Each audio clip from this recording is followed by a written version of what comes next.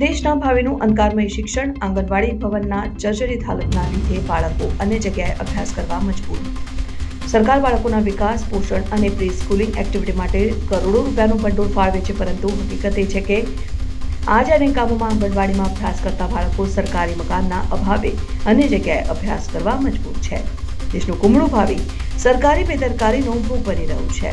નવસારીના સિમલક ગામમાં આંગણવાડી નંબર 2 છેલ્લા 2 થી 3 વર્ષથી જર્જરિત હાલતમાં હોય, જેના લીધે આંગણવાડીના 20 થી વધુ બાળકો ગ્રામ પંચાયતના એક નાના રૂમમાં અભ્યાસ કરવા મજબૂર બન્યા છે. 5 વર્ષથી નાની ઉંમરના બાળકોના શિક્ષણ અને પોષણ માટે કેન્દ્ર સરકારના સહયોગથી રાજ્યમાં આંગણવાડી કેન્દ્રો ચલાવવામાં આવે છે. દર વર્ષે બજેટમાં બાળકોના વિકાસ માટે મસમોટું ભંડોળ ફાળવવામાં આવે છે. તેમ છતાં રાજ્યમાં અનેક આંગણવાડી કેન્દ્રોમાં દુર્દશા જોવા મળી રહી છે. ત્યારે જોઈએ આંગણવાડીઓની દુર્દશાની હકીકત દર્શાવતો અહેવાલ.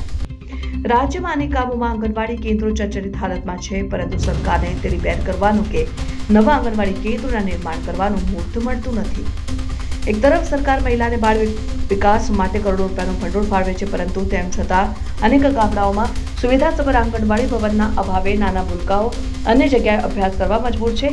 નવસારીના સિમલક ગામમાં આવેલી આંગણવાડીના આ વિડીયો છે અને કરોડો રૂપિયાના ભવનો બાંધતી સરકાર અહીંયા પોતાનું કહી શકાય તેવું આંગણવાડીનું મકાન અહીં છેલ્લા 2 થી 3 વર્ષથી જર્જરિત હાલતમાં પડ્યું છે. પરિણામે નાના ભૂલકાઓ આંગણવાડીના નામે ગ્રામ પંચાયતના નાના રૂમમાં બેસીને અભ્યાસ કરવા મજબૂર બન્યા છે. અહીં વાલીઓ મૂંઝાઈ રહ્યા છે કે જો આને જ આંગણવાડી કહેવાતી હોય તો પછી પોતાના મકાનમાં જ બાળકોને અભ્યાસ કરાવવો જોઈએ. આંગણવાડીમાં મોકલવામાં શું વાંધો છે? આંગણવાડીમાં અહીં છેલ્લા 2 થી 3 વર્ષથી જર્જરિત થયેલી આંગણવાડીમાં ચોમાસાની ઋતુ દરમિયાન ટપકતા પાણીથી બાળકો પરેશાન હોય છે. ગમે ત્યારે ધસી પડેલ તેવો ભય હોવાથી બાળકો નજીકના પંચાયતના નાના રૂમમાં બેસી અભ્યાસ કરવા મજબૂર બન્યા.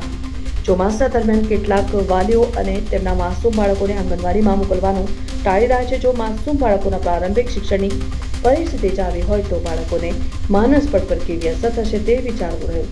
રિપોર્ટર રશીદ ભાણા, નવસારી.